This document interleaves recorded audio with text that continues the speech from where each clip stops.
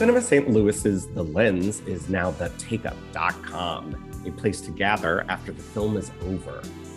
I'm your host, Joshua Ray, and fear not, all your favorite episodes of The Lens featuring all your favorite guests are still here in your feed, just a little refocused. Stay subscribed to us here for future episodes, and you can follow along for new ones and more at the Takeup STL.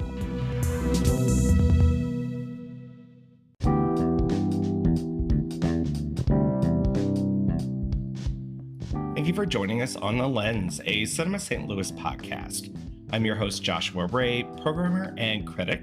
I'm joined by my co-host, Kayla McCullough, critic, programmer, social media manager. Hey, Kayla. Hi.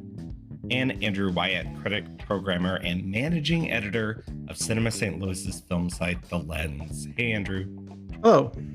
Well, you can find all of our words at The Lens on cinemastlouis.org. Here we focus on one underloved or underseen film every other week.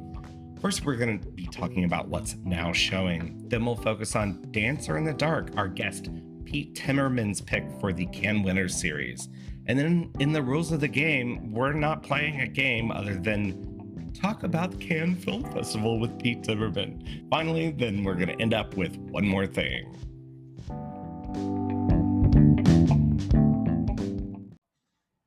Okay, first thing we have to talk about is our award-winning status. Thank you to whomever suggested us for that. We won an Editor's Choice Award from St. Louis Magazine for the St. Louis A-list, and we were so psyched about it. And we were all trying to figure out who did that. Someone out there is a very kind listener. We appreciate it from all of us. We have listeners? I've seen the numbers. We have listeners. Okay. Listeners with an S. And it's not just me 20 times per episode. Yeah. But we're not really here to talk about that. I just wanted to gloat for one second. And thank you to everyone who contributed to that. We have with us a guest. Our guest today is someone I feel like we talk about a lot here because he's the director of the Webster University film series, friend of ours, staple of the St. Louis film scene forever. That makes him sound old. Pete is not old by any stretch. Hi, Pete. Hi, thanks for having me. Thank you for coming on. The first thing we wanted to do is Andrew has something that he'd like to highlight. Hit the Road is new to VOD, and then we're going to talk about the great renovation at the Webster University film series. But Andrew, Hit the Road played Sliff last year, and I remember you telling me to watch it, me disobeying and forgetting to watch it.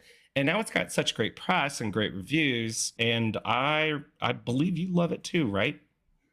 Yeah, I think this is technically a 2021 film. It got an Academy qualifying screen in New York or something at the end of the year. So it was on my list last year of the best films of 2021, and I loved it. This is a film, the first film by an Iranian filmmaker, Panahi. I'm pronouncing that correctly, who is the son of Jafar Panahi, the acclaimed Iranian filmmaker of Offside and Taxi. This is not a film. So this is sort of the first film from Panahi Jr., and it's an amazing film. I guess the log line of it is it's a road trip film. It's about a family of four, an older mother and father, their adult son, and then their very young son traveling across the hinterlands of Iran. The goal ostensibly is to deliver their son to some traffickers or smugglers who will help him cross the border out of Iran, I believe into Turkey. And the way I'm describing it makes it sound like it's a very sort of serious political thriller or something. It's not that at all. It's almost a comedy done in this kind of like Samuel Beckett key as a sort of weird existential road movie comedy, but also kind of like a depressing film about family and honor and integrity. I was just really taken with it. I like Jafar Panahi's films. I almost like this more in a weird way. So that's not a slap to Jafar Panahi's films at all. Just that like this is an incredibly strong film right out of the gate. I feel like the relationship is a little bit like that between David and Brandon Cronenberg, and that you can see the affinities between father and son as directors, but the voice on the son is so strong right out of the gate. But I loved it. Definitely like my top 10, top 15 films of last year. So highly recommended. Very good. That recommendation comes with some agreement. I know A.O. Scott, it's critics pick at New York Times, but also some folks I know who saw it at Sliff said that they absolutely loved it too. So not that we need to believe anyone but you, but it doesn't hurt. It doesn't hurt. Okay. Well, let's talk about something locally you can go and see now, which is, I guess, experience. It's Webster University film series. The Auditorium, Winifred Moore, oh, Pete, you're going to have to tell me the name of the thing, has gotten renovated specifically with the Webster film series in mind. Pete, can you tell us a little bit about what's been done there? Yeah, we got a new projector and sound system. Neither had been updated in maybe a little bit too long. So there's a pretty big gulf between if you saw a movie with us a month ago and if you see a movie with us now. We used to just have two main speakers. I don't know the exact number now, but I think it's something like 22. Like we went exponentially higher in speakers. It's like literally a difference between going from stereo sound to Dolby 7.1. There's a very big jump there. The picture quality, I think, has always been good, but still it's noticeably better. But yeah, so we're modernized, I guess. We're kind of an old-fashioned theater, you know. We host screenings in a chapel that was built more than 100 years ago. But yeah, it's been pretty thoroughly renovated at this point. It's always been one of the best houses in St. Louis, if not the best. But I went last weekend to see your double feature of, oh my God, Pleasure and Lux. Lux Eterna. Wait, what was the first thing? Pleasure. Pleasure. And Lux Eterna. This is literally 3 days ago. Oh my God. And the difference to me was immediate. Pleasure is a film that is a very contemporary film, uses contemporary music and aesthetics, and including some hip hop music, which plays pretty immediately. And I was like, whoa, where am I? I mean, I was telling your general clerk, Ethan, that the separation in that room is incredible. It's something I never notice at really any other theater, but the surround that you have in there, because it is such a great room with great depth, it is, I don't know, you can just really feel the space, especially now. And Lux Eterna, that's Gaspar Noé's new film. You know, I appreciated the very high quality of the DCP that you had. Andrew, what happens in the last third of Lux Eterna that causes me to sigh right now? You've seen it. Yeah, I reviewed it last week. It's a very short film. It's barely a feature. It's about 50 minutes long. It's sort of a handheld behind the, I don't know what the word is, not a backstage drama, but a behind the scenes drama about the making of a film, ostensibly Beatrice Dahl and from Betty Blue, and Inside, if you're a horror fan, and Charlotte Gainsbourg playing sort of like thinly veiled versions of themselves, and everybody else in the movie is kind of playing thinly veiled versions of themselves. And then, like, like I say, in the last 15 minutes or 10 minutes of the movie, it kind of like completely disintegrates into this like art experimental film. I don't even know how to describe it. I said the way I described it is it's a Deus Ex Machina that takes the form of a lighting malfunction in the movie. And then it just becomes this like, when we should say, if anybody is interested in this film, that it is very intense, like for photosensitive viewers, epileptic viewers. They absolutely need to take caution with this film because the last 10 minutes are just kind of like non-stop colored flashing lines. Yeah, and you know, Pete and his crew are very cautious about those things and definitely gave me the trigger warning. I do not typically have a problem with that, but let me tell you, the credits in it, here's what got me. The flashing seems to speed up as the credits are rolling. Of course, I wanted to watch the credits. And then they appear to be shifting planes as well as they're rolling. And that's what got me. And then I sat there and my boyfriend was like, "Are you okay?" I was like, "Just give me a minute." So I eventually did make it out. Of his most recent films, I think it's probably one of my favorites. I thought it was sharp without being, I don't know, too obvious. He kind of tends to get into territory where he's like pushing his thumb in your eye, but he's doing that here, but I thought it was a little bit more graceful than he's typically doing it. I don't know. I'm not in the habit of booking films blind, but I did book that one blind. I wasn't convinced that I would like it. I'm kind of hit and miss on Noe. I actually wound up liking it kind of a lot. I think it's his best film since Enter the Void. He's long been obsessed with that strobing effect. He does it in trailers. I think most famously he did it in the opening of Enter the Void. But yeah, I don't know. with regard to what Andrew was saying about its structure, I think it's structured almost like Don Hertzfeldt's Rejected, to where it starts off kind of episodic and funny, but then it does kind of evolve into just like chaotic experimental film. But the Noé version of chaotic experimental film is, like lots of red and blue, fake 3D strobing colors. Yeah. Anyway, yeah, I was happy with how much it worked for me because I didn't want to hate the thing that I booked blind. And for an audiovisual experience for your first few films. I mean, I thought Pleasure was also a great film too. And you want to talk about an visual experience. Pleasure is a very difficult film.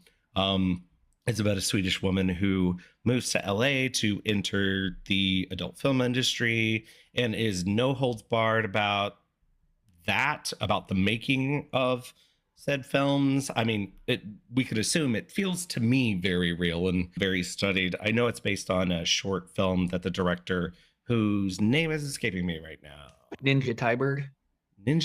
Great, right? And it's at times very difficult with the sexual content. I mean, sexual assault content, I'll say that. But it is very unflinching in the amount of erect penises that you'll see.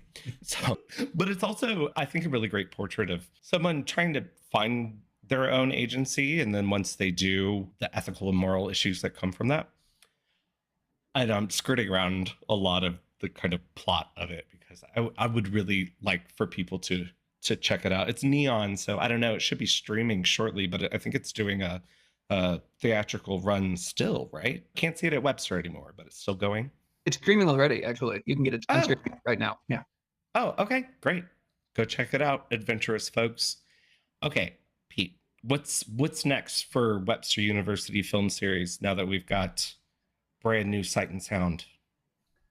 Well, I contrived for a long time to make my reopening film Sel Williams and Anicio Zaimid's film Neptune Frost, which I think both looks and sounds terrific. I really, really like that film a lot. I really like Sel Williams a lot. I've been a fan of his for 20 plus years. When the film premiered at Cannes, almost immediately I set to, trying to get my hooks in it to make sure that it came to the film series when it came to St. Louis. And then when the timing hit for it to possibly be the first film I showed upon reopening, I wanted it to be that film. But then reopening got delayed by a week and it got kind of shuffled around. So it was still my reopening film, but it was supposed to have a sweet like Friday, Saturday, Sunday run. And now it's got a weird Thursday, Wednesday, Thursday run. So the first Thursday is behind us and the coming Wednesday, Thursday are in front of us. But yeah, I think that's the best possible showcase for our new system, I think. Like I said, it looks and sounds incredible. It's one of my favorite films of the year. I don't know when this podcast will hit, so maybe it's too late by the time people hear it. This weekend, July 1st, 2nd, and 3rd, we're showing Phil Tippett's 30 Years in the Making stop motion animated feature Mad God. He is one of the most esteemed living like practical VFX artists. He's kind of like the living equivalent of a Ray Harryhausen or Willis O'Brien type. He won an Oscar for doing special effects on Return of the Jedi and then a different Oscar for Jurassic Park. He works with Paul Verhoeven a lot, so he did special effects on Starship Troopers and RoboCop. The clerk at the film series, Ethan, pointed out to me today that he actually is the director of Starship Troopers 2, which I didn't know until earlier today. Oh, wow. But yeah, so Mad God is a short stop motion animated feature. It's about 80 minutes long, sort of apocalyptic, nuclear war, atomic bombs, giant teeth, like crazy gooey thing. Yeah. I don't think that I can succeed in describing its plot, but if you are a fan of special effects or stop motion animation or just really like kind of unhinged, untethered imaginations, it's a terrific film. Somebody described it as the mutants and robots that survive the death of humanity acting out their half-remembered version of the Passion of the Christ. Which like that alone, okay, I'm there. I don't even care about the animation technique. I just want to see what that is. Yeah, that scares me, Andrew. But Pete, one thing you've been doing is showing trailers before the films, which the trailers of the films upcoming. And I knew Mad God was going to be something of interest for me, but once I saw the trailer, I was like, what the fuck was that? And I need to watch it immediately. I'm so excited. I know it had played some festivals before, and I almost had a chance to see it within a virtual festival, but it sold out like crazy. So I'm glad that I got to wait, and I'm going to see it on a big screen. And then, saving the best for last, the next thing you have booked is what? July 8th through 10th, we're doing the new 4K restoration of Lost Highway. It's the restoration that Lynch himself supervised. You might remember there was a scandal a couple of years ago where Kino released a Blu-ray of Lost Highway, and Lynch said that he didn't approve it, and Kino was kind of back and forth with him a little bit. But this is the version that he actually did supervise and approve. Kayla, that was one of the first pieces you wrote for the Lens, right? About Yeah, it that was all Kino about that. Blu-ray. Yeah. And you talked about that sinful thing that they did. I don't remember. Does the Kino Blu-ray look bad? Oh, I can't even remember now. That was like post Yeah, it or was like forever. pre-COVID. No, All I I don't know remember is- it looking bad per se. All I remember is your piece convinced me it wasn't enough for me to upgrade my German import version. Yeah. So a 4K restoration supervised by Mr. Lynch sounds great to me. That trailer, that man, he's crazy. The trailer is of like a poster board cut out of a cell phone. And it's just the poster of Lost Highway, but then the shaky camera with crazy industrial and like gooey noises pans up, and it's the first text message is a picture message of Robert Blake, the man from, I don't remember what his character's name is. Yeah, Lost Highway on the big screen. I'm very excited. Very excited. All right, but I think we've got something that we're going to go a little long on. I'm just guessing we have a lot to say about Pete's pick for the last film in our Can Winners series. An actual winner. Pete, I cheated a few episodes ago. No one's mad. No one's mad. But a Palme d'Or winner, that is Lars von Trier's Dancer in the Dark.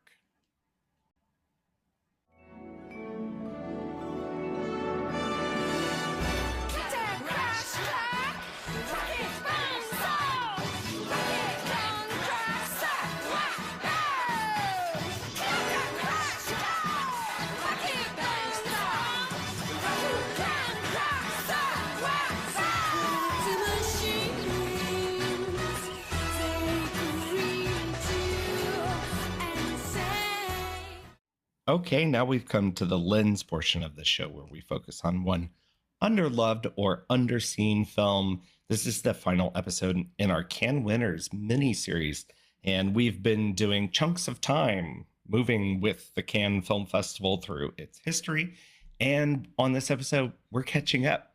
Our guest, Pete Timmermann, has picked Lars von Trier's Dancer in the Dark, and we're going to talk about all that. For our rules of the game portion, we're going to talk about the times that Pete spent at the Cannes Film Festival, and then probably just spitball about Cannes and what it means to us and what it represents and how it's changed over time.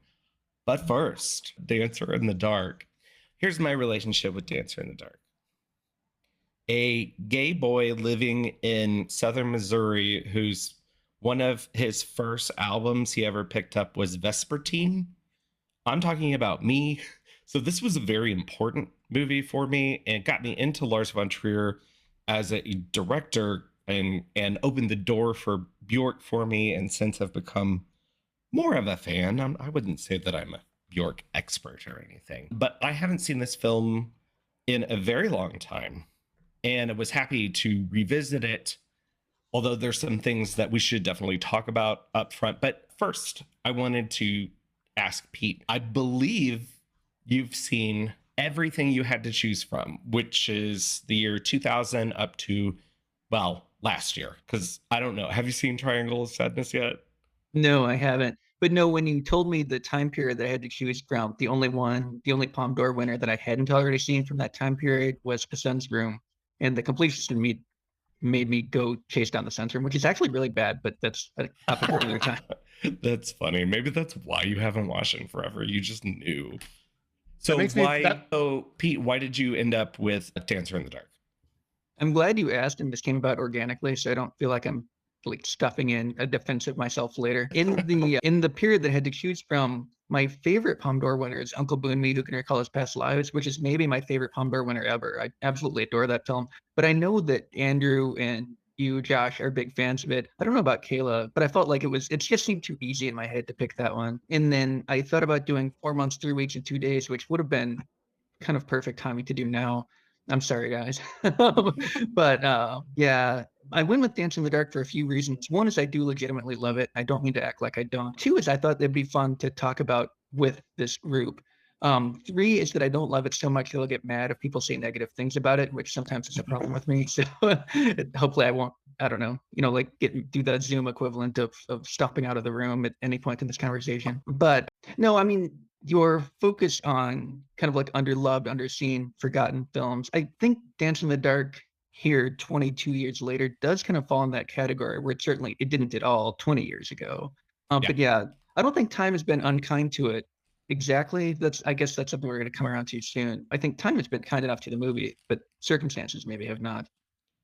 The film itself, I believe, holds up better than I expected it to. I thought it would date itself with the whole it springing forth from Dogma 95 and everything. But that, to me, actually is probably the piece of it that works the best and helped to hammer home, I think, some ideas Von Trier and his cohorts were after in it. But you're right.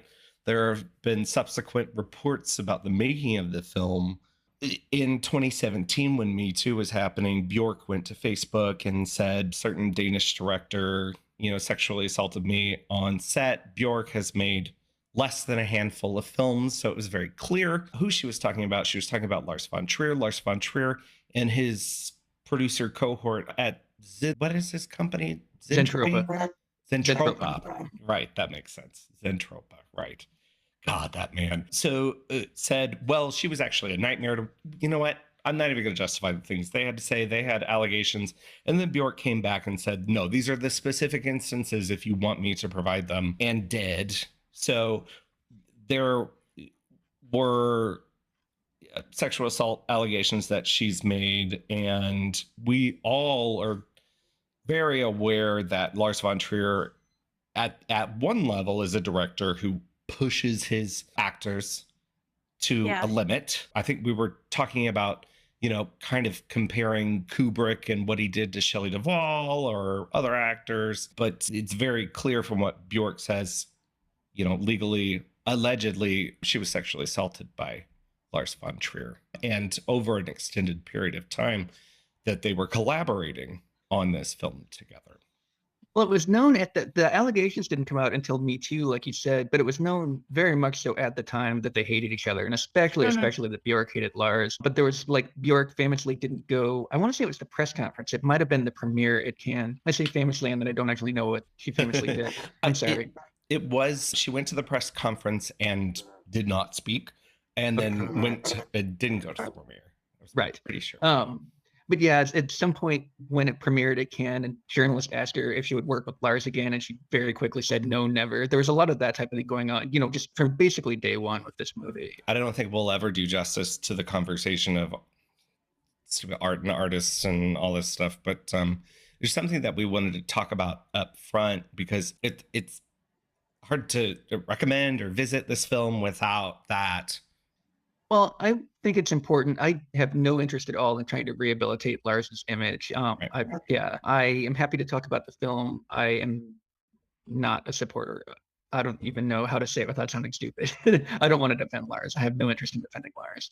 Yeah, and we don't need to. It doesn't seem like there's been any reckoning for him, or it's just going to be a sticky thicket if we try to get into all that.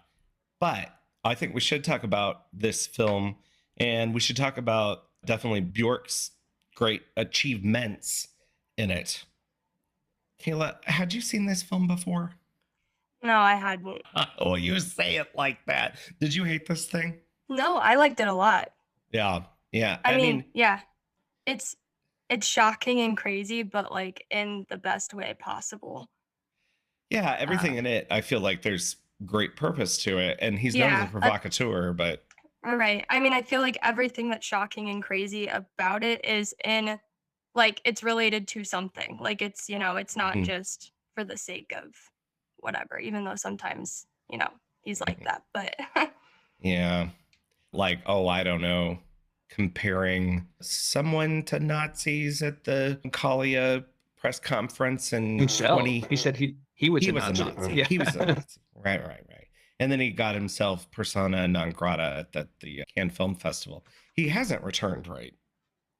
No, he had the House of Jackal there, but Was there? it All wasn't right. in competition. Yeah. Right. Andrew, had you seen this before? Yes, it's been a long time though. My recollection is I saw it on like right after it came out on DVD.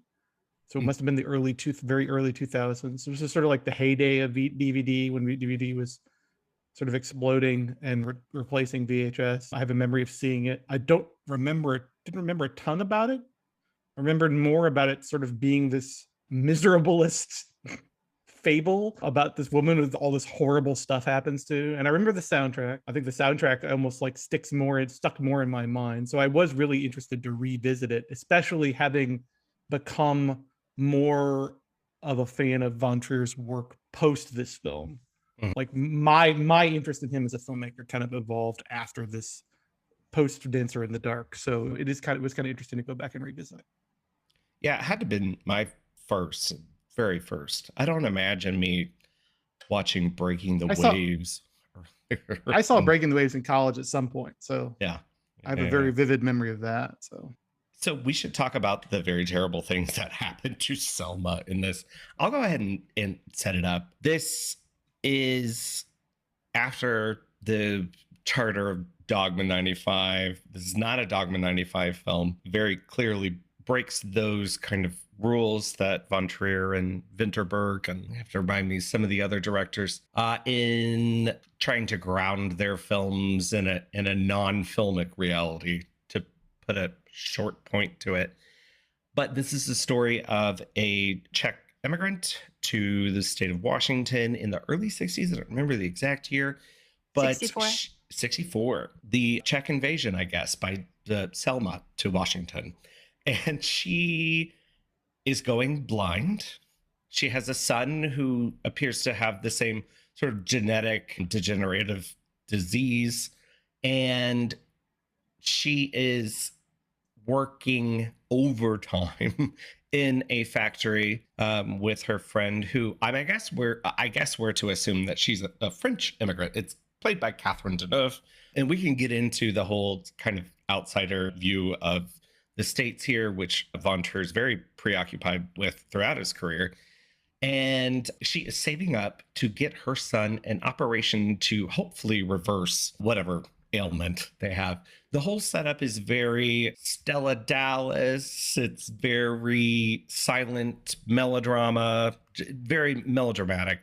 Throughout this, we know that Selma, the film opens on a local production, community theater production of Sound of Music, and she is playing Maria, and she is singing my favorite things. And it's Bjork singing my favorite things. So this was very important to me. I would run around the house singing my favorite things as Bjork to my mother. And then she would be like, do Bjork again. She loved it. She loved it. Music and musicals are her sort of time away from this very dark reality that she lives in. And she often daydreams, as she likes to put it. And within the diegesis of the film, it is also ostensibly a musical of these daydreams. The melodrama comes to a head when she kills someone accidentally, and we're going full spoilers. So I can't imagine anyone being too mad about spoilers for Dancer in the Dark. But from there, her life quickly unravels, what was left of it together, I should say. So I want to ask Caleb, first pass on this film, how did that work for you? Just the construction of the plot, how did that work for you? It worked for me. Well, the only reason I asked that is for people who are critical of this film, it seems to be the first thing that they go to is its melodrama construction, and it's leaning into the very darkness, right, to make a metaphor of it. Just kind of like they say that it's like emotionally manipulative in a way. So I mean, I personally did not find it emotionally manipulative, just because I everyday life is sort of emotionally manipulative. So to me, like it didn't really seem like, too outlandish or like too crazy of a thing to like actually happen. So Yeah, I think rewatching it now, like I don't want us to get like the saddest episode ever or just like the most depressing episode ever. But rewatching it right now, I'm like, yeah, that happens. That yeah, happens too. I think that's part of the reason why I love it. Like it is manipulative, but it doesn't try to hide that's manipulative. It's not coy about it at all. Um, the original Sight and Sound review of it described it as, they said specifically that it was manipulative, but they also said it was a quote emotional bulldozer, which I thought was kind of funny. That's Yeah. it. It's never made me cry. I don't know if I'm a monster or not, but I don't know. I was struggling with that with the most. I watched it twice in preparation for this podcast recording. Yeah, none of the times I've seen it have I ever cried. And I got to wondering if it really wants me to. Like, for as much as it does manipulate you, I don't know that that's what it's going for. In an interview I read with Lars, he said specifically that he thinks you can be taken further on your feelings than you can on your intellect, and he was trying to play on that notion with this movie. But then a lot of the reviews, or the contemporary reviews that I read, like that was either the thing that they loved about it or the thing that they hated about it.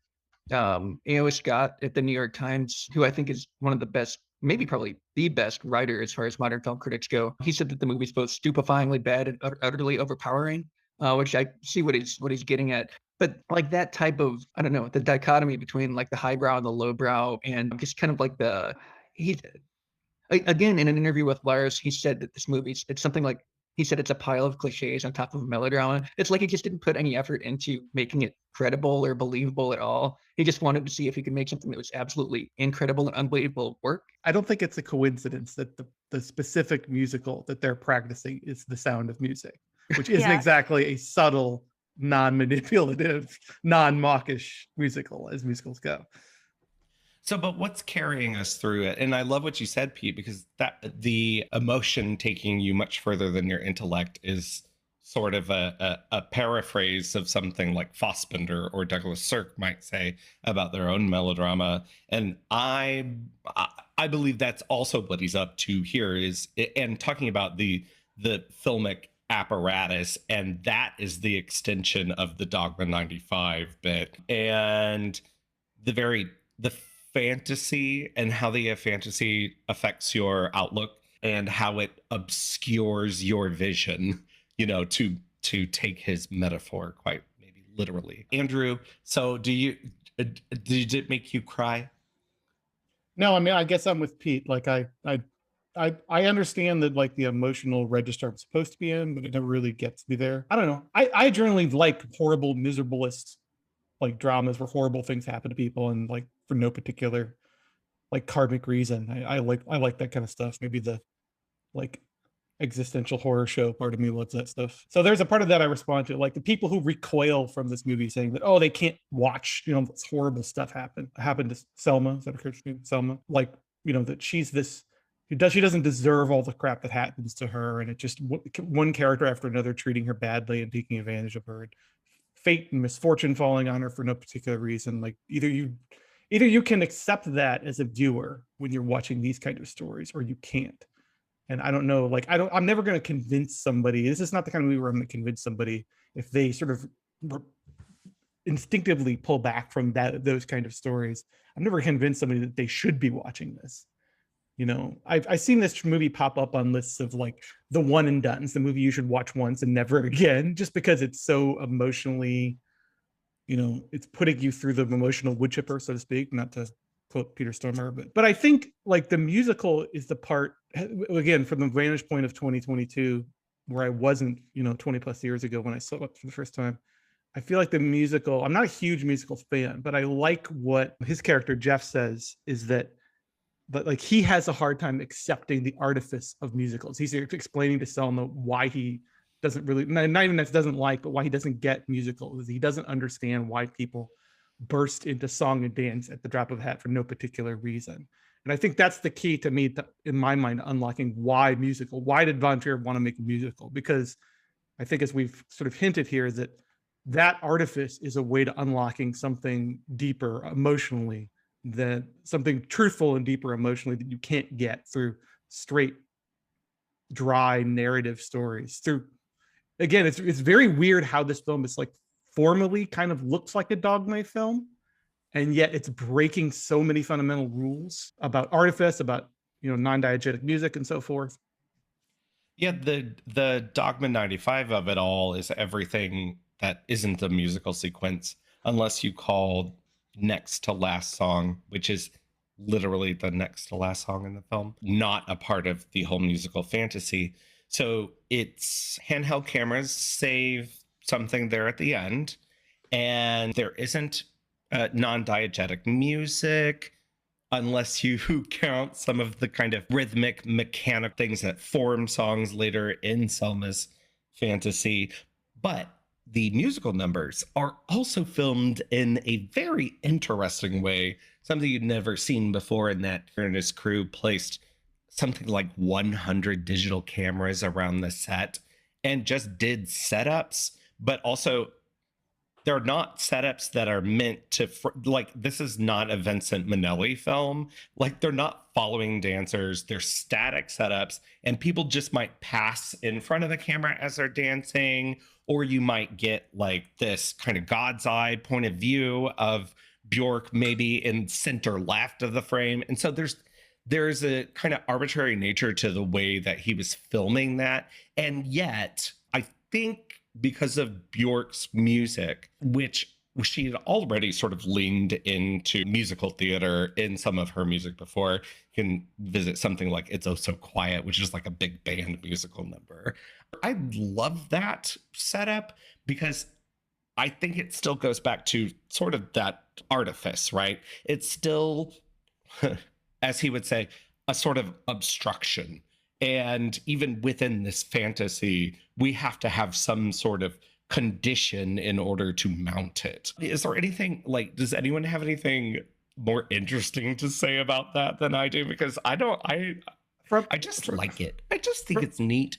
From the vantage point of the modern day, I did not find it like, I've heard some people describe it as like claustrophobic in some way, even though there's 100 setups and they're all static. That the lack of, I think the only motion in any of the dance sequences is when they actually have the fixed camera attached to a train. Right. in one sequence.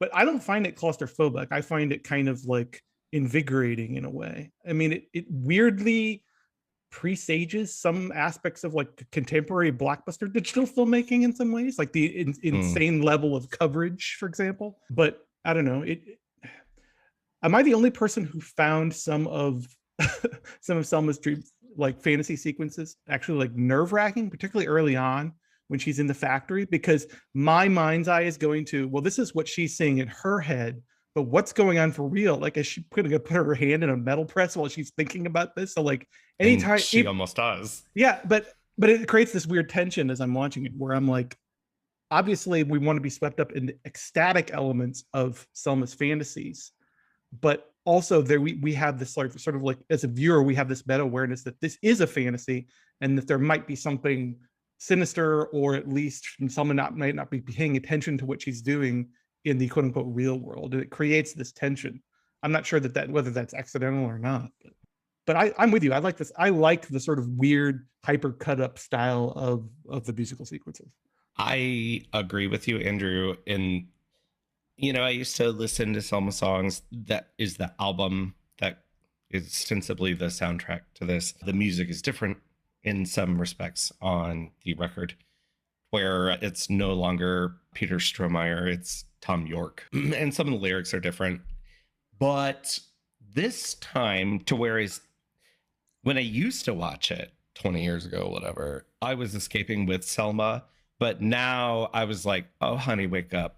Oh, honey, a storm is a brewing, and I need you to get out of it. And but what's interesting about it is the tension between the awareness of the apparatus, the awareness of what's happening in the diegesis, whatever, and what's happening in Selma's mind.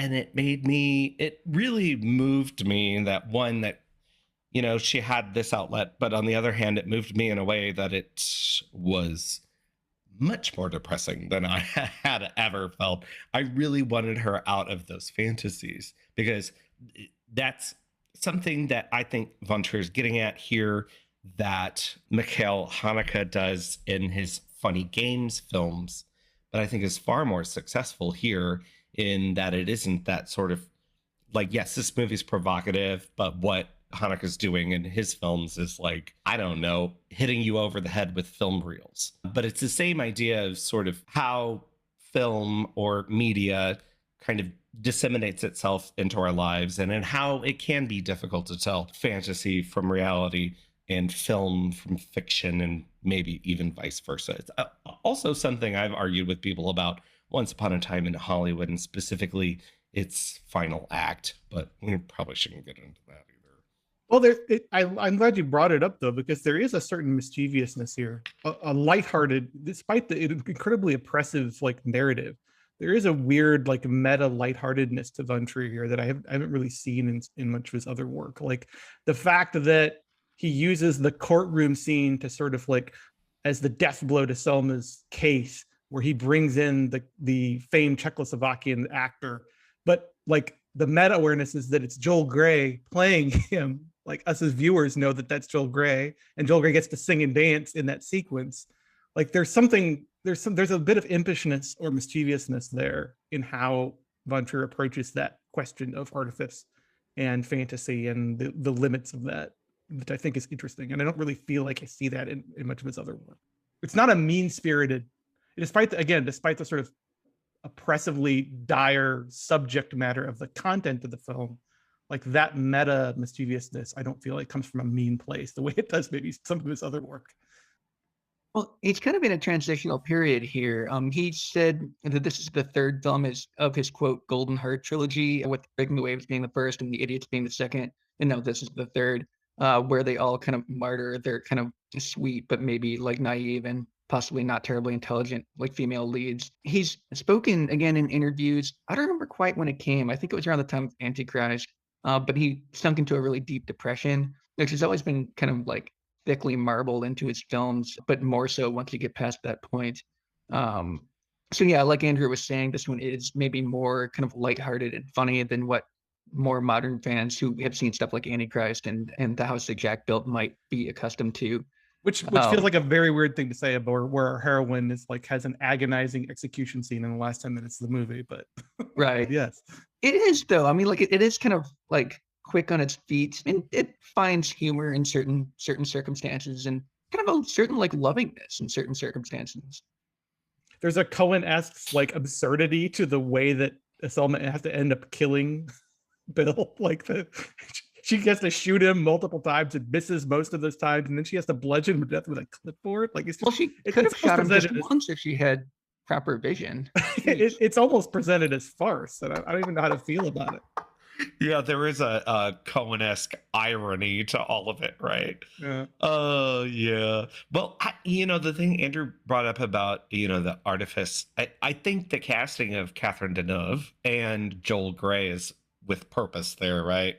So it's a blurring of their star bodies, which in my mind, and maybe to Von Trier, are musical star bodies, because Catherine Deneuve's Umbrellas of Cherbourg and my favorite, and I can't think of the name of it. The other one, Pete, I'm looking right at you.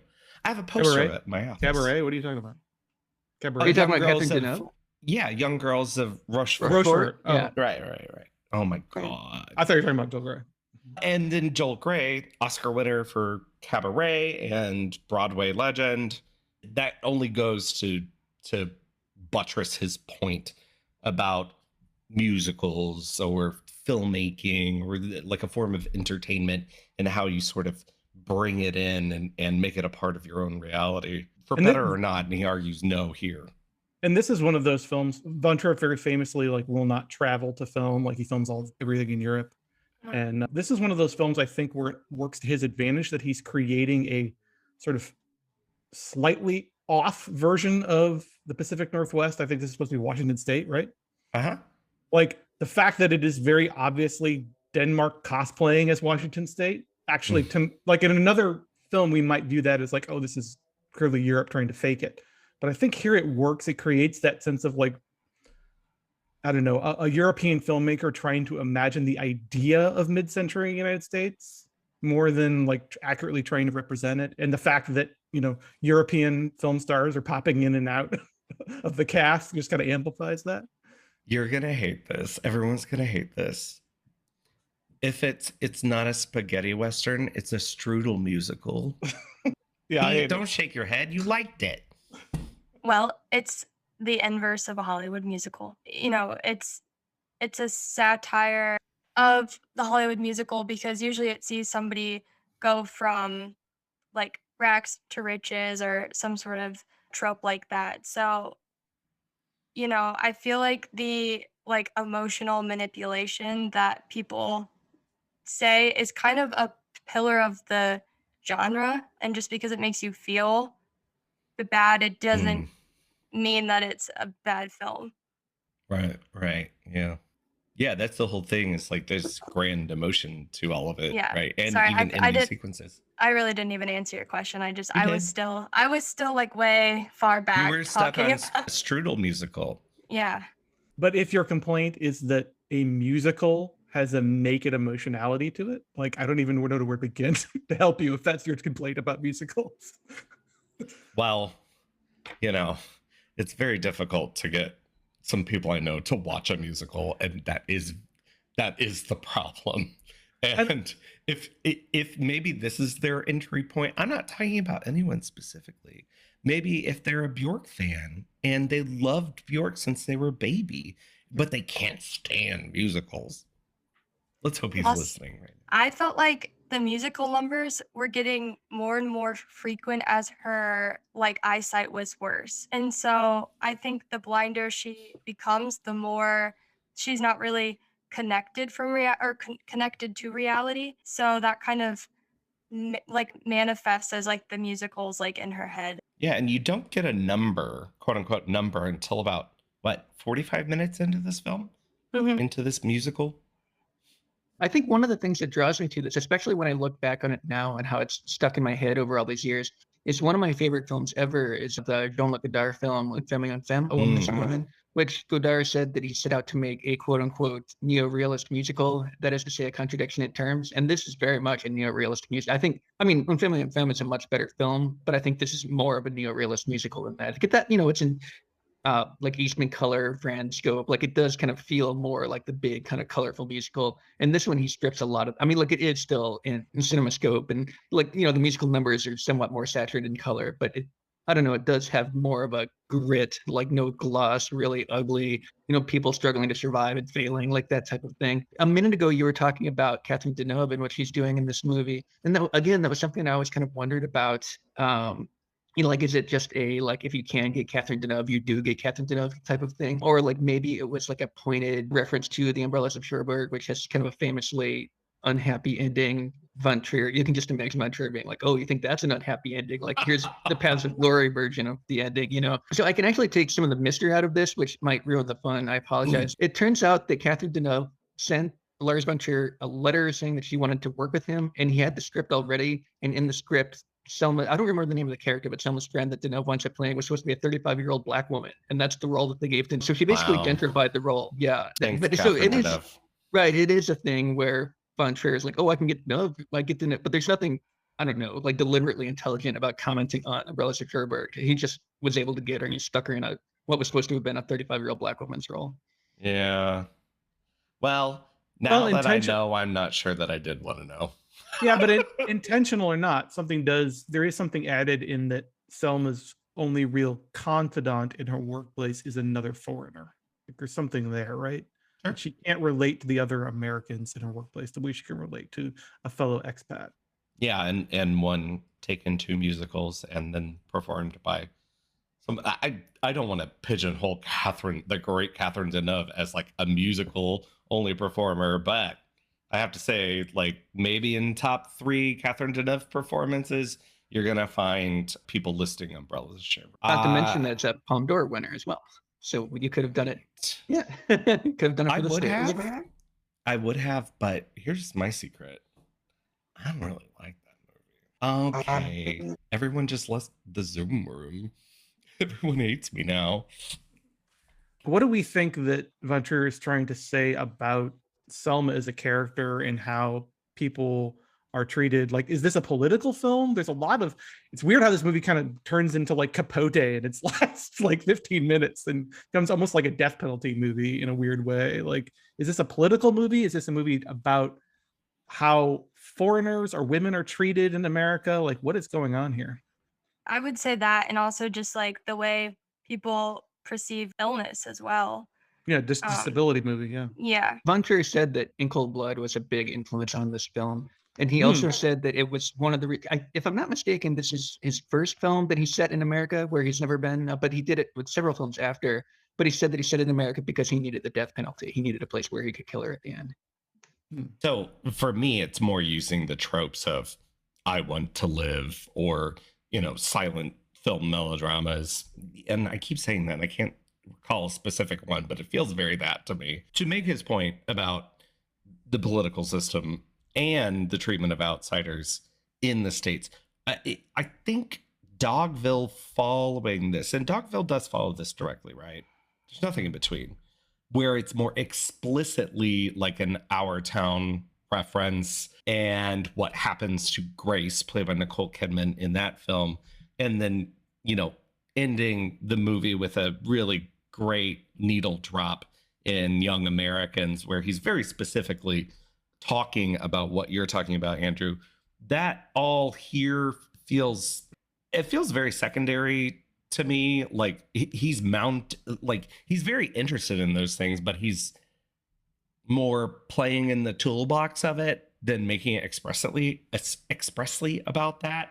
I don't know that it's like necessarily about the penal system or about the immigrant experience. It's all there, but I for me that's not the main thread of it. But that's just, well, what about it like maybe a higher human experience kind of level? Like I was surprised this time about how much I was thinking of literature. Like there's a lot of Dostoevsky in this and a little bit of Kafka as well. In some ways, the plot plays out like an inverted Crime and Punishment. There's also a bit of The Idiot in here in terms of the plot beats. Like so in some ways, as I'm watching it, I'm also thinking this is a movie about integrity, and like there's someone's weird fixation on not like ex post facto fingering Bill for his like the horrible things that he did to her. Like she has this weird hang up about not revealing a secret. There's almost like this strange Kantian, like Immanuel Kantian integrity to her, where she thinks that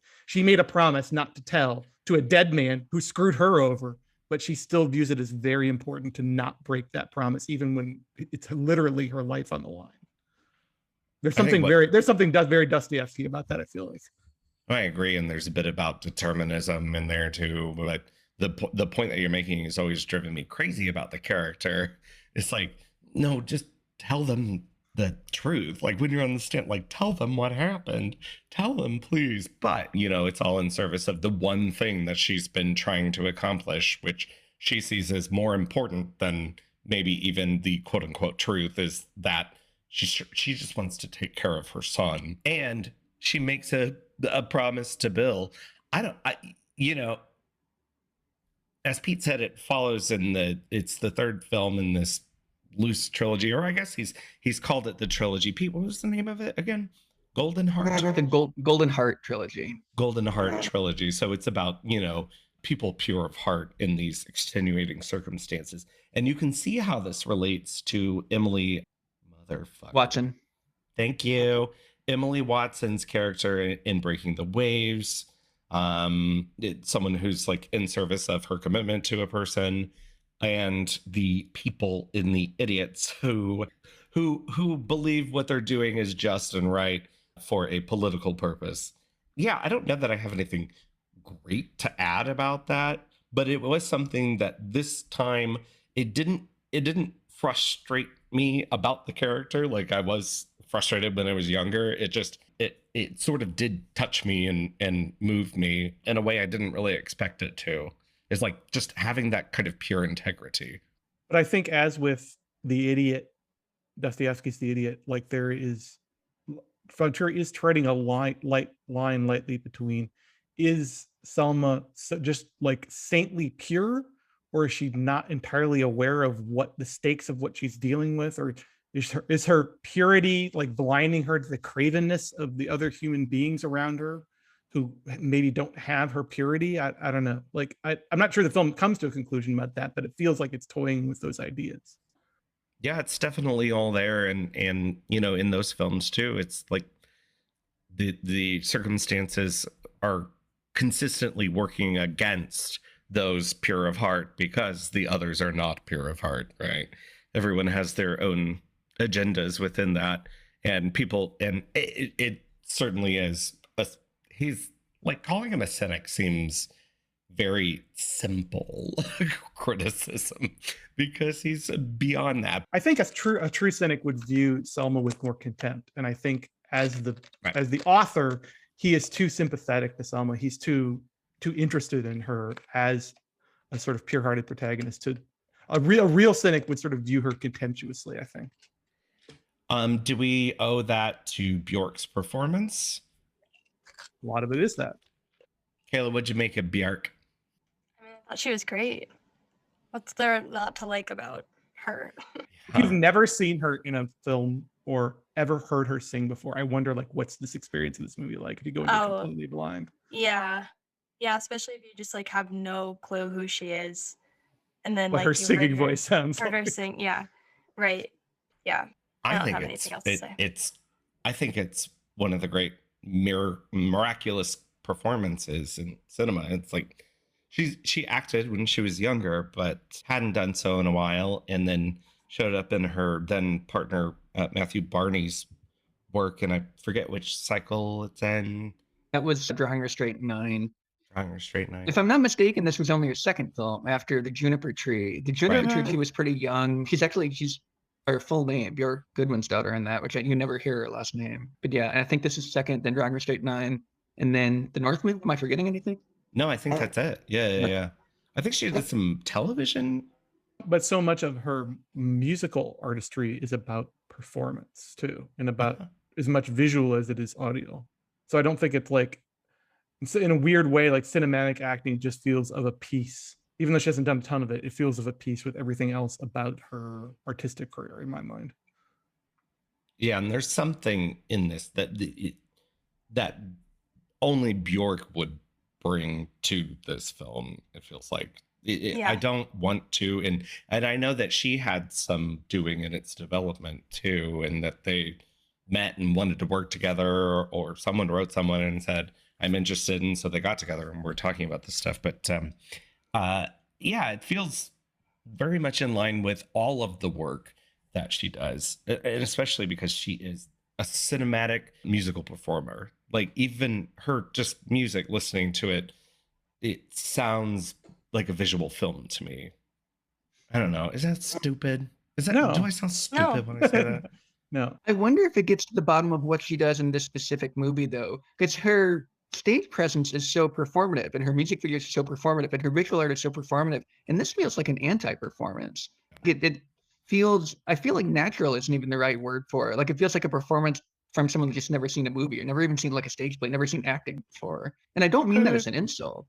No, I understand what you mean. Yeah. Like, just like there's purity about Salma, there's purity in the performance. That's why I say it's miraculous. It's like, where in the fuck is that coming from out of a human being?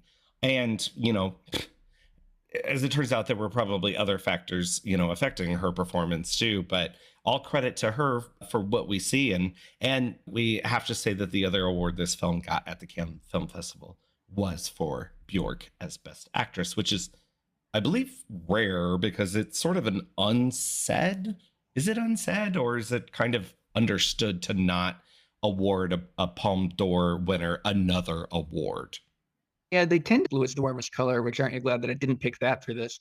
Right, yeah. Or Polanski's The Pianist won a couple of years after this one, so there's a lot of options in the category. Anyway, yeah, the jury, I think it was Steven Spielberg headed that one. They gave the palm not just to the director of Blue is the Warmest Color, but also to the two actresses. And I feel like he could have given it to the two actresses and not the director, and that would have been deserved. And he was so mad about it too, just to take away my Palme d'Or and give it to Who won director this year in 2000? It was Haywood Park, wasn't it? Or was it? Oh, for 2000. Oh, for 2000? Yeah, the Dear Dancer director won the Palme d'Or. Who won the director? Ed Gang. Oh, okay. I gotta say, we told everyone this is streaming on Canopy, which it is. But the stickler that I am, it is streaming in the wrong aspect ratio. Oh. It is panned and scanned. And this film was released in the 2:3:5, the widescreen ratio. So if you can rent it elsewhere, but I don't know, we were sort of talking about the arbitrary framing of it. I don't know what that experience would be like, but there are shots of Bjork that I was thinking of after I went and rented a widescreen version of it. I was like, I would be so upset if I did not see 2/3 of this frame right now. So yeah. You asked me a couple of days ago if I could remember the aspect ratio, and I just watched it like 2 weeks before, and I couldn't remember. And it seems like you would. It's actually 2.4 to 1. It's super, super wide. It's so big. Yeah, but I think it's telling. A lot of the handheld cameras, so not the musical sequences, but just when you're following Selma around, the actual camera operator was Lars himself. And Lars talks about that, like his deliberate style on this was not to frame the camera, but to point the camera. It's just like wherever there was action, he just follow it with the camera. I do kind of wonder, I mean, normally I'm a big stickler for seeing things in the correct aspect ratio. There's a part of me that has a perverse, like you want to see the network TV cut of Pulp Fiction, like that. Like I wonder what I want to see what version of this looks like. See what the Academy ratio version of Dancing Dark looks like. Like how would it be framed? You've got your option on canopy.com. That's how I watched it. Oh shit. So were you aware? Because Canopy's usually really good with the print or the transfers, and they're really good about aspect ratio stuff. Like I've never had an issue with it. But when I turned it on, I was like, I don't remember it being like this. Can we talk about the 2000 Cannes lineup and how fucking nuts it is? So, official competition. I'm gonna run through it. I'm sorry. Got a Ken Loach. You got a Hanukkah. You got a Von Trier. This one, Desplechin has Esther Kahn there. I'm skimming through it. There's an Oshima, the greatest movie ever made. In the Mood for Love is here. You have an Aseas, Nurse Betty by Neil LaBute, Oh Brother, Where Art Thou, Songs from the Second Floor, Roy Anderson. There's Makboboff and James Ivory. James Gray's first entry into competition, The Yards, Liv Ullmann, and another one of the greatest films ever made, Yi by Edward Yang, which won the director prize. So and that's just the competition. There are other things. Hong Sang-soo showed up here with early film. I don't know, there's just a ton. I keep scrolling, and John Waters out of competition. Crouching Tiger, Hidden Dragon was shown out of competition. Mission to Mars, Brian, a film I love. A Roland Jaffe film talking about the Filmmakers Club. Vattel was here as something no one's ever seen. Yeah, it's just like a great lineup. And I feel like I say this every episode we've done because maybe they just know how to do it.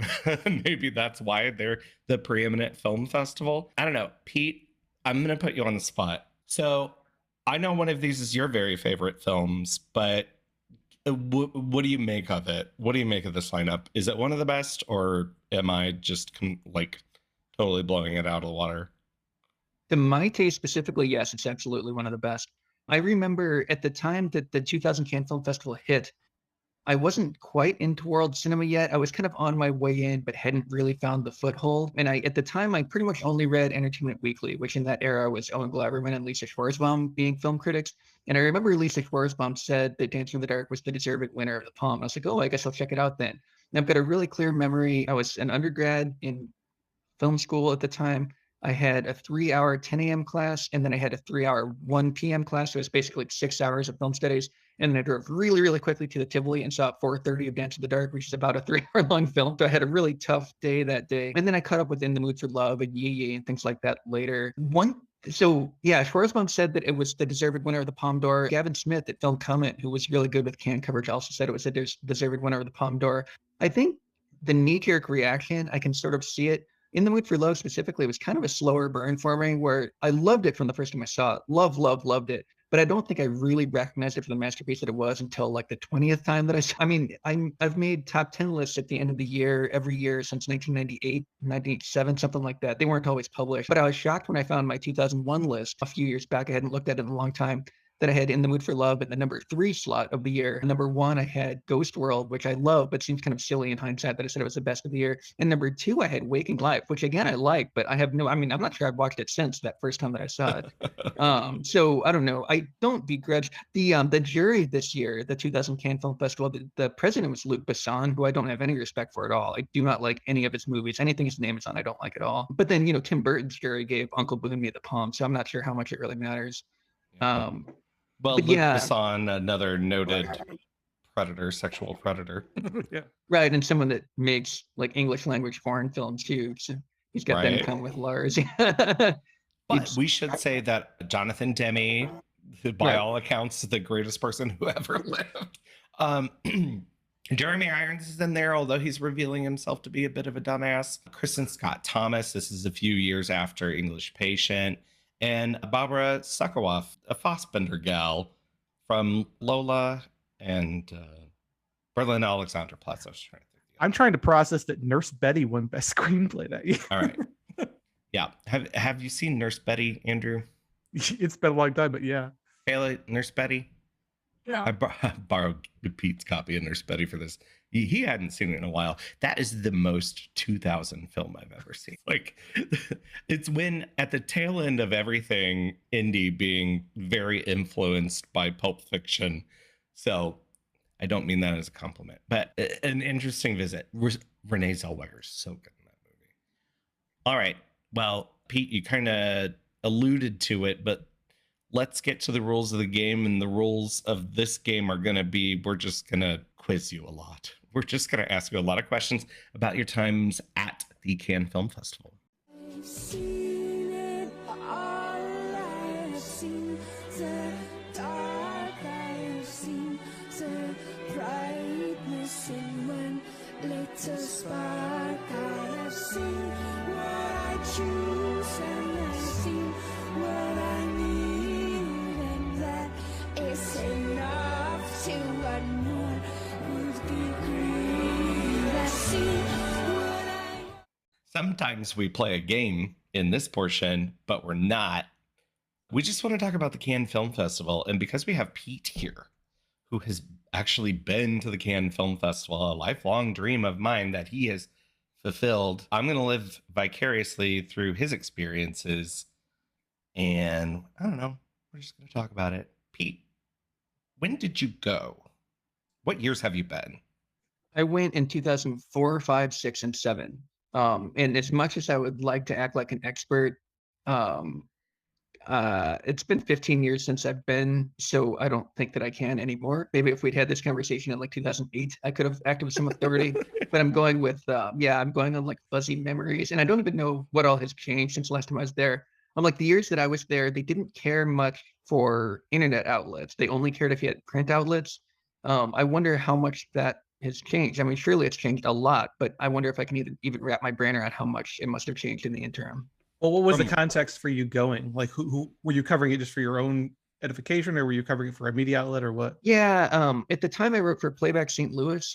My years as a film critic in St. Louis, almost all of them were spent there. It's now defunct.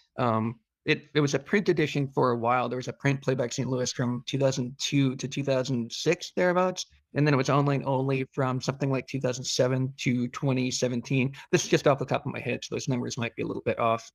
But yeah, I wouldn't have even tried. I didn't think that I would get press accreditation, but I was going to grad school in England. So the combination of my being closer to Cannes and like it being kind of a lighter lift and like a cheaper trip than it would be if I were coming from St. Louis or anywhere else in America, coupled that with, before they announced the lineup, there was a rumor that Wong Kar-wai's the new film 2046 was going to be there. And I don't think it's news to any of you that I'm a huge dork for Wong Kar-wai. So the fact that it was more accessible than usual, and the fact there might be a new Wong Kar-wai there, it's like, well, like I'll put in an application, they'll probably reject me, and they accepted it. Again, I don't know if they still do it this way, but back then there were tiered groups of the press where your press badge was color coded. The best press badges were white, and there were very few of those. There were like 10 white press badges in the whole festival.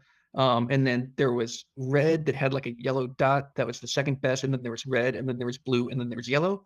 There were a whole lot of blues, a whole lot of reds with the yellow dot, very few white, very few yellow, and I was yellow. I was the very lowest tier. So I was the last one to get into everything. Oh, I'm absolutely glad that I went. I mean, really the end result was that it usually meant that I stood in line forever. Like I stood in line for about 2 hours for each movie that I saw, and I would see sometimes as many as 6 movies a day. So there was a lot of standing in line, but I got into most things. It was very rare that I got shut out. But yeah, like I said, I don't think I would have tried if I hadn't been geographically closer than usual, and if there hadn't been a rumored Wong Kar-wai, which thankfully came to fruition. So that's how I wanted going the first time. And then once I had a foot in the door, I felt justified in going back. So I was there with Playback St. Louis in 2004, 2005, 2006. And then in 2007, I actually got accreditation through St. Louis Magazine. You at least sort of have to book the trip before you know if you get press accreditation, and it's so expensive. Just the flight alone back then was like $800 or $900 if you booked it, 6 months in advance. Cannes is like the size of Festus or something. It's a really small town. So like there's not a lot of places to stay. And this was before like Airbnb was really a thing. So like you're laying out, like $2,000 or $3,000 before you know if you have press accreditation. So in 2008, it's like, I don't think I can risk it. I'm ashamed to say in 2004, I thought that I was going to go just for the rest of my life. I thought that that was like the first year, and just like every other year that I was alive, I would go to Cannes, and it was 4 years. So a lot of times when I talk about it, it turns into me like, yeah, I only got to go 4 years. Everyone goes, fuck you, man. You only got to go 4 years. All right. Yeah. So that first year that you went to see 2046, you ended up seeing, it was like a in progress version of 2046, right? It's no special effects, nothing. So didn't you sneak into that screening? I did indeed. Yeah. Yeah. So like I was saying a minute ago, I tended to have to stand in line for like an hour or two for any given thing that I saw. And 2046 was toward the very end of the festival, and it was booted because Wong Kar-wai is notorious for turning things in late. And he's constantly like tinkering with things and stuff like that. That's how it was a work in progress version. But it was supposed to show it was supposed to show at 7 p.m. Wait, sorry, take that back. It was supposed to have an 8:30 a.m. screening toward the very end of the festival, and he pushed it back to a 7 p.m. showing. And the press screening was concurrent with the red carpet premiere. And I don't remember exactly how early it was. I want to say it was something like 3 hours before showtime, but I showed up. And at the time that I showed up, it was clear that I was not going to get in. Even that early, like it was too, and the auditorium where the press room was being held pulled 1,700 people. Salle de Bussy. So yeah, the main, like the red carpet premiere, Salle Lumiere holds 3,000, and this was the second biggest. But yeah, I mean, like if they started letting in people at the time that I got there, I probably wouldn't have gotten in, let alone, 3 hours later. It's easier if I could like draw like a nice diagram or something. The Palais, where all of the like in competition events are held, like the official festival events, it's one giant building with a bunch of screening rooms, and the press room is sort of like on a balcony that links Salle Lumiere and Salle de Bussy. And I had a press bag so I could get into the press room. So I went into the press balcony, and then you can kind of walk along a ledge. And it's not like Mission Impossible style, like it's not really dangerous, but you're sort of on a ledge over to Salle de Bussy. And I was hoping I could just sneak in.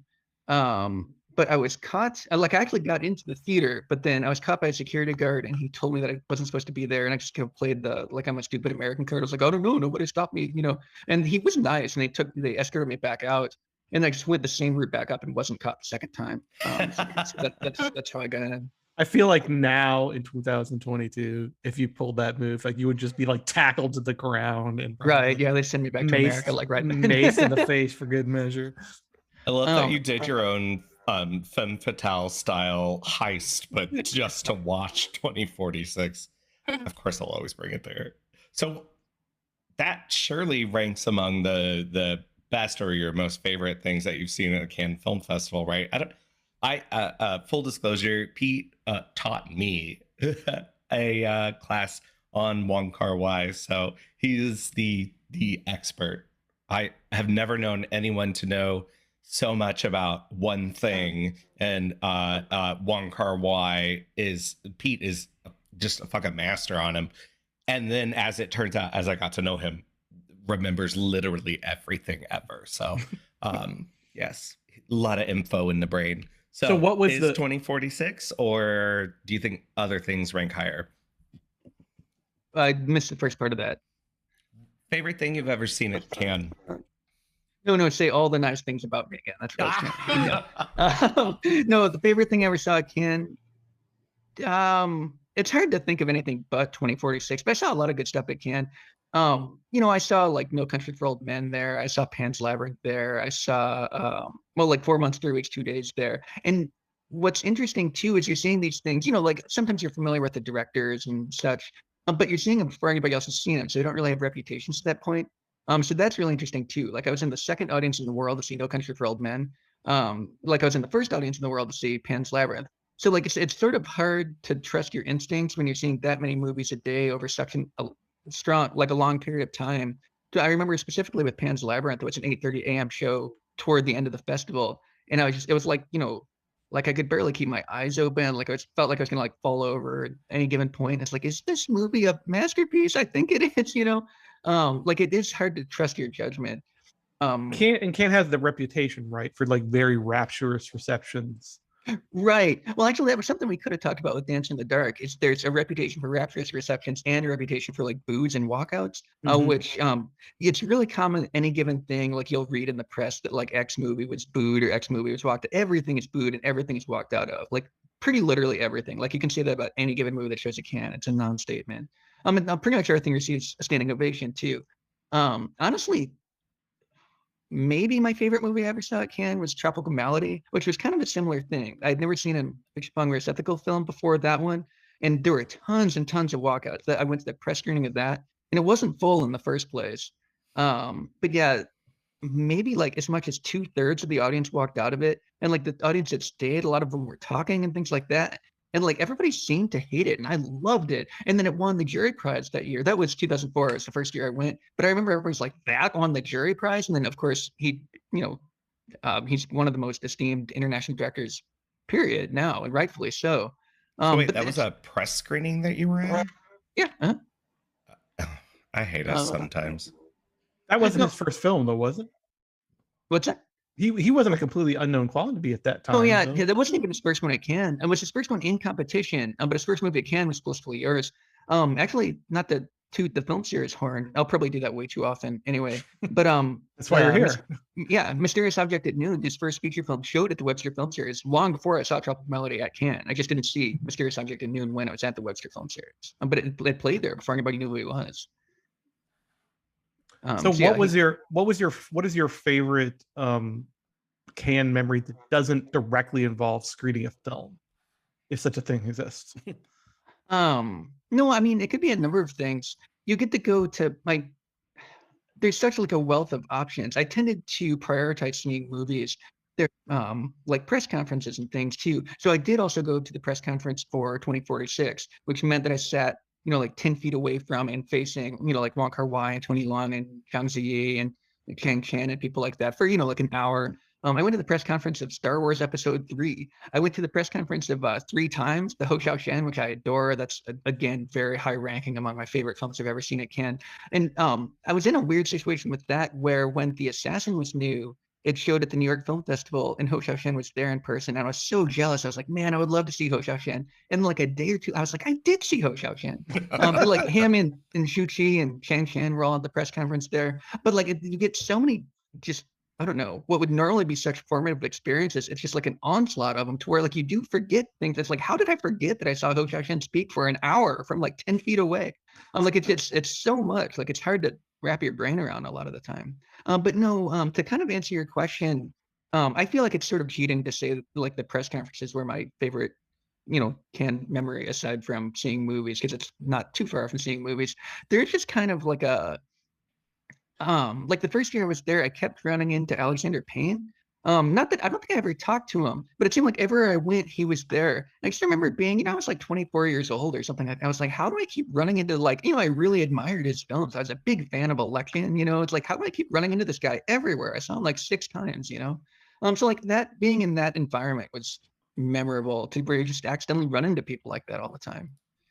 I've been to the Telluride Film Festival and had a similar experience. Actually, the same experience. Kept running into Alexander Payne. He was there with Downsizing, and Inarritu and Del Toro, and who was the other one? Ken Burns was literally everywhere, but I think that's pretty typical. And for me, being in that experience, I wasn't necessarily starstruck. It's just kind of surreal to see all these people who you're familiar with. And I'm not the type of person who's like, oh my God, I have to go talk to so and so. Well, Todd Haynes was there, and I did get to talk to him. So that was the only thing I wanted to do. But I can't imagine doing that in the south of France, like on jet lag and being at the Cannes Film Festival where you're seeing, like, I'm looking through the lineups that you've been to, and I think my favorite is 2004 with Tropical Malady, Nobody Knows, Holy Girl, 2046. But even like 2007 has a lot of the, like, these are the reasons why 2007 is a great film year. Yeah. Wait, Secret Sunshine played there in 2007 and it didn't come out here until 2010? Secret Sunshine played at the Korean Film Festival that was put on at WashU, maybe that same year. So it had a one-off screening early, and then IFC released it later, and then it went to Criterion. But it didn't get the US release it deserved. That movie is incredible. Yeah. It's so good. Dude, 2007 is a freaking year. I'm jealous of that one. Now I'm looking at 4 months, 2007. Death Proof, Edge of Heaven. Death Proof was already Last out Mistress? at that point. Like, you probably saw Death Proof before I did. It played at Cannes after its US premiere. Oh, okay. But isn't that the long Current- cut of Death Proof premiered there? The correct Yes, version, you mean? yeah. The Oh, and I better did version, see you're right. the Paranoid Park? What's it called? The Whole Bloody Affair. I saw The Whole Bloody Affair at Cannes. And Quentin Tarantino, that's a good Cannes memory. I actually had a seat in Salle de Bussy. Like, it was my preferred seat. It was in the middle in the back row. But for The Whole Bloody Affair, the whole row was blocked off. And I was like, man, I can't sit in my favorite seat. So I sat more toward the beginning, or more toward the front of the auditorium. I don't know if he was in my exact seat, but Tarantino was sitting somewhere very near my exact seat. That's why it was blocked off. But partway through the movie, the house lights came on pretty early on in The Whole Bloody Affair. The house lights came on, and Tarantino himself started yelling at the projections, turn the house lights off, and they called him a dummy, but like in front of the whole crowd. So that was fun. That seems on brand. Yeah. I mean, Silent Light, Secret Sunshine, We Own the Night, Zodiac. That's a good year. Persepolis. I mean, Again- look at the sidebars too, like the band's Visit and fucking Flight of the Blind Red Mountain. Balloon. Yeah. Zodiac played after its US premiere. So again, that was one that you would have seen here before it was at Cannes. And then Josh, a minute ago, you mentioned The Holy Girl. I didn't say Holy Girl until way later. I again would prioritize anything in competition, but something I want to say I saw Control, the Joy Division film. I missed Great movie. Holy Girl. I think it was for Control. And then I only saw Holy Girl like 10 years after that, which I think is really good. But yeah, I didn't see it at Cannes that year. Yeah, I should stop looking at these lists so I can engage with the people I'm talking to, because it's just like, what the fuck? I just want to go. I just want to go. So, having been, does it change your perception of the festival at all now, like with that 15 years removed, or did it just sort of let you on the inside of it now, like you have this kind of experience that you bring to it, or every year that you look at it, you're like, whatever, you know? No, I'm very attached. I think I've kind of found my peace. I'm like, hopefully I make it back at some point, but I'm not so confident at this point. But the first couple of years that I didn't go, like 2008, 2009, 2010, it was a really heartbreaking day. The day that they announced the lineup, you could just guarantee that I would be like off my ass depressed. I was so depressed that I wasn't there. Because the years that I did go, the day that they announced the lineup was like the best of the year. Like the day they announced the lineup was almost better than being there. Like when you saw what you were about to see, because they announced the lineup not too far in advance. It's only like a month earlier or so. But yeah, like I said, I think I found my peace to where I do. I'm happy to follow it, and I love the festival. Really, going to film festivals is no exaggeration my favorite thing in the world. and Cannes is the best one. So I don't think it's an exaggeration to say that going specifically to Cannes is my favorite thing to do in the world. I have a question for you. What are you most excited about to see this year that played at Cannes? The first place my brain went is the new Chandler Park. I don't know why that one. I'm not a big fan of his. I was there when Old Boy was there, but even like The Handmaiden, I wasn't as crazy about it as the rest of the world was. Like I'm much more of a Koreeda Hirokazu fan, and people seem to really like his new one. I don't know. I mean, Cannes is an auteur festival. So it's not like Sundance where the thing that you're most looking forward to is the thing you know nothing about. Like at Cannes, the thing you're most looking forward to is the thing that you're most looking forward to. Yeah, I mean, the first place my brain went was Shanwook Park and Koreeda Hirokazu, but I feel like I'm probably forgetting something that I'm even more looking forward to. No, I'd say that's pretty on brand. Yeah. We did our list Yeah, 2 yeah. episodes ago, I think. We were all very on brand, let's say. I think Andrew's top was a Cronenberg. Mine was Claire Denis. And Kayla had a mix of Claire Denis and the Koreeda. And not say Claire Denis. I love Claire Denis and I love Dennis Johnson, who wrote the book that the new Claire Denis is based on. I knew I was forgetting something like that. Yeah. So yeah, probably that. The Stars at Noon, which again, people didn't seem to like very much, but I don't care. I love Claire Denis. I love Dennis Johnson. I'm looking forward to They it. didn't like. Wait. The consensus on Stars at Noon is not good. That's what I saw. It's not. Yeah. Yeah, people are calling it a mess. She's really in over her head now with her kind of chopped up aesthetic and everything. I'm like, no, that's what she does. I don't know. That's the thing about the Cannes Film Festival and film festivals in general. It's like Pete's right. Anytime I've done one and watched a lot of films in a row, no matter where it's been, especially if you're traveling, the last 2 of the night are never going to get a fair shake in your head. And maybe even the one in the morning, like while you're waking up to the thing. It's just really hard. And especially if you're doing that and you're sort of quarantined from everyone else because you've been so busy the entire time. Sometimes it helps, to kind of talk things through with people. And it's very easy then to also forget about a film that you've seen, even if you like it, because it might be packed between 2 things that you've been either looking forward to. I always forget that I saw the film Lean on Pete with Andrew Hay. Yeah, Andrew Hay. Hi, whatever his name is, a filmmaker I really like. And he did a Q&A and everything. And I'm like, yeah, that's because you saw it at 8 a.m. in the morning and you had been asleep for like 2 hours before that.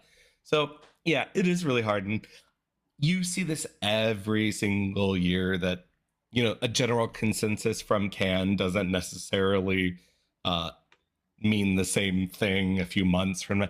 Like last year, it seemed like people really loved Drive My Car, but not to the degree that people loved Parasite in 2019 or whatever, that it would be some kind of breakthrough that it ended up being.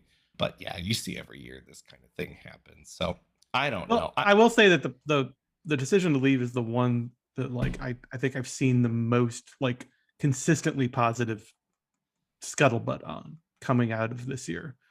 Well, back to the 2000 Cannes Film Festival, I went back and read a lot of contemporary reviews in preparation for this recording, and it seemed like the consensus out of 2000 was the EE was the best. Most things that I read was the E, which I think that holds up pretty well. But yeah, it already seems sort of absurd that Titan won the Palme d'Or last year, and I like Titan a lot, but it's like, how did they land on that one exactly? Right. There is a lot of, I don't know, you do wonder how these decisions are made some of the time.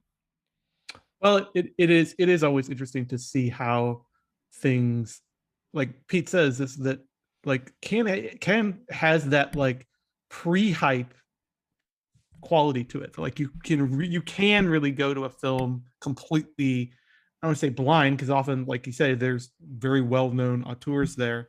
But in terms of these are literally the first people in the world to see this movie. Mm-hmm. And so more often than not. Yeah, I think whether it leads to overestimation or underestimation or not recognizing a film's genius, I do think that there's value in that, because so much of, I just think to myself as a critic, part of what I try to do, for example, when I'm reading about any movie, is not read a lot about it beforehand, because I don't like having my own views of it tainted by buzz and reputation, let alone reading a particular critic's take on it. So like I feel like no matter what, there's value in having like some of the greatest international auteurs in the world having their films at one place where the press sort of all gathers and everybody can provide like their completely unvarnished first take on it. There is some value in that, no matter, even if it all ends up sort of dying down afterwards and once the glow is worn off, or things like Tropical Malady end up looking better in retrospect than they did at the time necessarily. Like I think there's always some value in having that sort of first look at films of this caliber. Flip it around, then let's get catty. Like, what's the worst thing that happened to you at a Cannes? In terms of an experience or an interaction or a film? Or a film. I want to know worst film you've seen at Cannes. I just missed 2003. That was a big topic in 2004. And also, I mean, like if you're reading Cannes Festival coverage from 2003, there was kind of a consensus that the 2003 competition was maybe the worst competition ever. That was the year that Elephant won the Palme d'Or, which I like Elephant well enough. But that was like Brown Bunny was there, and it was the original cut of Brown Bunny that everybody hated so much. And there was another film that everybody hated about as much as Brown Bunny that I don't think ever got released. But yeah, it was just kind of a widely despised iteration of the festival. Sorry, Josh, maybe do like the earmuffs thing for a minute. The very first film I saw at Cannes was Bad Education, the Almodovar. I love Almodovar. I'm not that crazy about that film. I mean, like there's opportunity there too. Not with 2046, but in 2007, Wong Kar-wai was there with My Blueberry Nights, but I got to interview him as part of a roundtable. It's true to say that I interviewed Wong Kar-wai, but it's also misleading because I asked him like 2 questions total. And it wasn't just like me and him. It was like me and him and like 5 other people. But so, you know, like I idolize Wong Kar-wai, and here I was going to interview him in person. If you hear the recording, you can hear like waves hitting the beach in the back. Not like, it's not like an ocean, you know, but still like you can hear like the sea in the background. But what I didn't know was when I went into that interview, we were also the same group, we're going to interview Nora Jones. And I worked at Borders both at that time, but also when Come Away With Me came out. So I sold the album Come Away With Me to like, I don't know, 1,000 like bourgeois white women in St. Louis. And then, you know, a couple of years later, like Nora Jones herself just plops down literally on the couch with me. It was me and Nora Jones on one couch.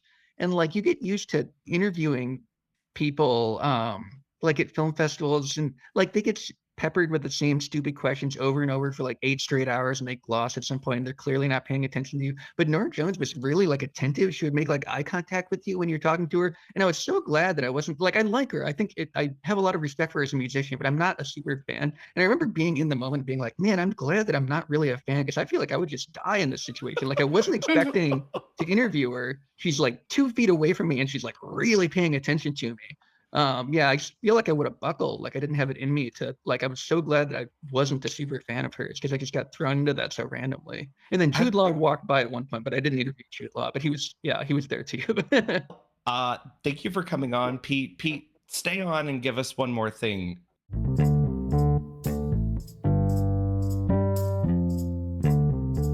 All right, we've come to the end of our Cannes mini-series, and I'm so thankful for Pete Timmermann for joining us, and he's going to stick around and give us one more thing. Before we do all that, I'm going to say we're going to take a little bit of a vacation, but fret not, because your feed is going to be filled with excellent content from Cinema St. Louis. We're going to be playing our Golden Anniversaries discussions throughout July and August. Those are events that you can view online, but they're also in person. Andrew and I have one coming up in October about Brian De Palma's sisters. And I believe Pete will have one in the future, but unconfirmed. I think it's confirmed, actually. I don't know if we can announce it, but I'm pretty sure it's confirmed. Well, let's just say I have never been more excited, and leave it at that. But yeah, we're going to be playing some virtual discussions, in-person discussions in your feed. So we'll still be around. Pete, do you want to go ahead and share your socials or Webster University Film Series socials? And what's one thing that you've been enjoying, film related or not, in the past couple of weeks? Sure, yeah. I'm not personally on social media. I'm very antisocial, but the Webster University Film Series is, and I usually run the Twitter myself. So on Twitter and Instagram, it's at WU Film Series. And then on Facebook, it's at Webster Film Series. So that's about the closest you can come to finding me on social media. And then the one more thing, off and on since December, In December, when it was new, I bought that big Arrow box set of Shawscope films, the Shaw Brothers films. There's 12 films in it, but a lot of like special features and stuff like that. I've been pretty busy since the time that it came out, so I've just kind of been picking through it to where it doesn't often make it to the top of the priority pile. But when it does, it's great. I've had a lot of fun with it. I'm currently 10 of the 12 films in, but then Arrow has released some other Shaw Brothers films, like a la carte, like Come Drink With Me and One Arm Boxer and 8 Diagram Pole Fighter. So I've got more when I finish the box set. I know Arrow has a really big fan base. You know, they're the quote unquote criterion of genre films. I'm not a big fan of theirs, honestly. I've never been too taken with them, but I really do like that Shawscope box set. And it's been nice, you know, if I've got a little downtime and not something that I absolutely have to watch that second, it's been nice to be able to reach for that box set and see whatever goofy ass Shaw Brothers film that I, in a lot of cases, haven't seen before. Parallel to that, I am witnessing King Hu for the first time, so I did get the Come Drink With Me single release that you were talking about. But there's a sale that I believe the three of you have separately pointed me to at Barnes & Noble right now, and I have that set sitting in a cart. I'm gonna pull the trigger.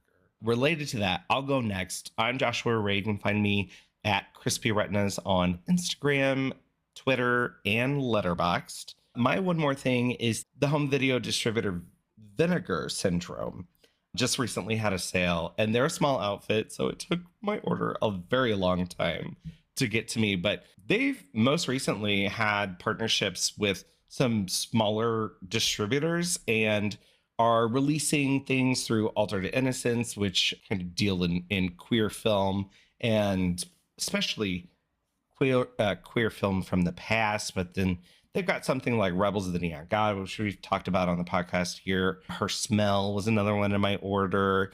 But the thing that really made my crappy weekend a lot better was a set of the films of the Gay Girls Writing Club.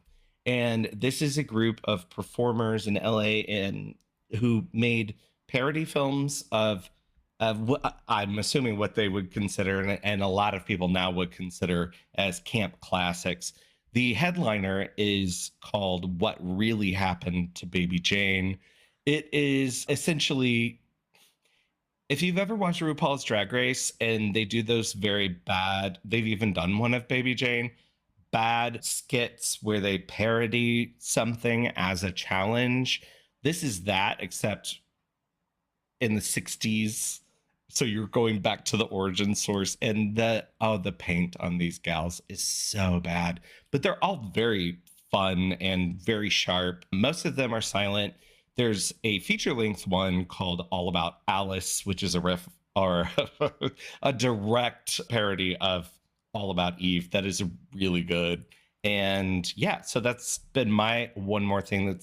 It's titled What Really Happened to Baby Jane, and the films of the Gay Girls Writing Club. And then Andrew, what's your socials and one more thing from you? You can find me on Twitter at Arachnophiliac and on Letterboxd at AY76.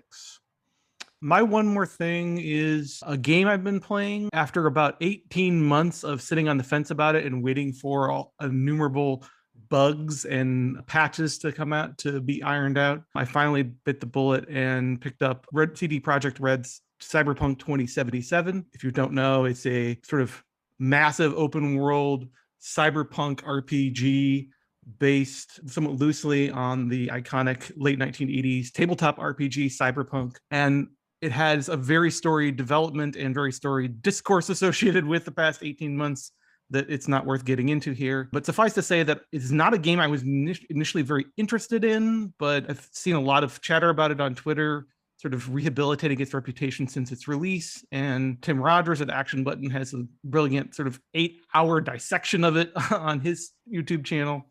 So I decided to take the plunge for it, and I'm really enjoying it. I did not expect to enjoy it. Cyberpunk isn't necessarily a genre subgenre that I'm necessarily dialed into. If I'm going to play a massive open world RPG, I'd rather be a fantasy or a historical thing.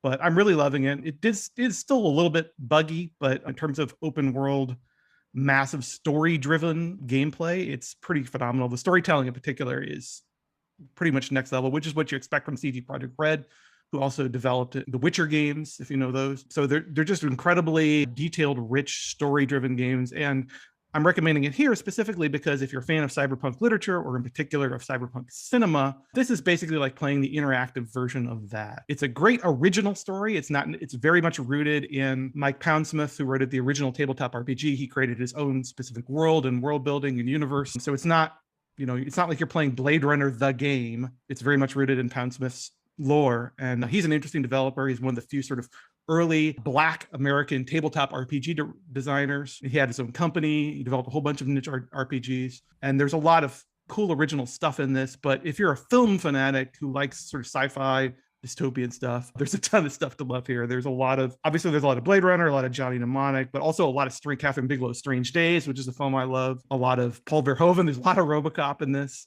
game. Some Wim Wenders Until the End of the Weird World, weirdly enough, is in there as well. So just if you're a cinematic, even if you're not normally a huge game person, if you love like the cyberpunk genre as cinema, I think it's worth it just for that alone. Being able to wander around a gigantic recreation of Los Angeles in 2077 with like total freedom and just do whatever you want is pretty crazy and a lot of fun. So highly recommended, pretty much on all next-gen platforms, including PC right now. Cyberpunk 2077. Now that we're 18 months from release date, it's probably finally worth buying. I was intrigued when everyone on the internet was talking about it, and then it, went through the whole thing and everything. Keanu Reeves is in it. How do you not like a video game that has Keanu Reeves in it? You've got my interest reignited, but I have to tell you, I bought Lego Star Wars on my Switch 2 months ago, and I've picked it up 3 times since. So I probably just shouldn't.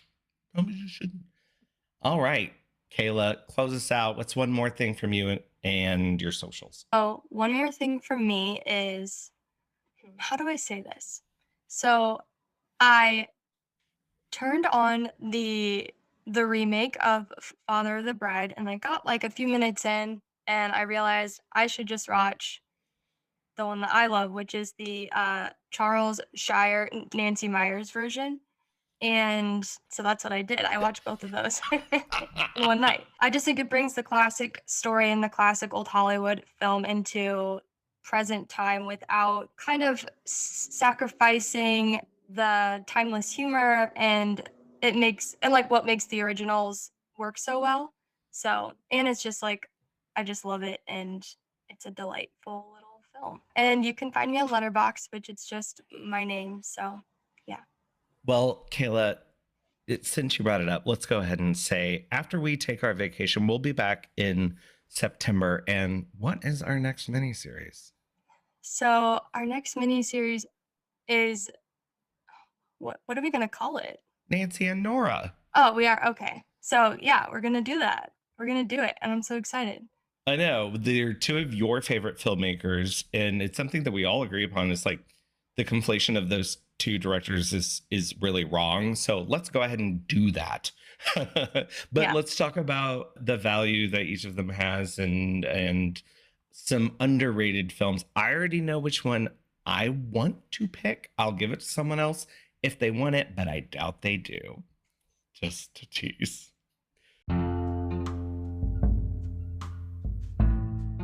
We'll be back with the lens proper in September. Until then, find us all at Cinema St. Louis on Facebook, at STL Film Fest on Instagram and Twitter, and you can find all of our reviews and pieces at The Lens on cinemastlouis.org.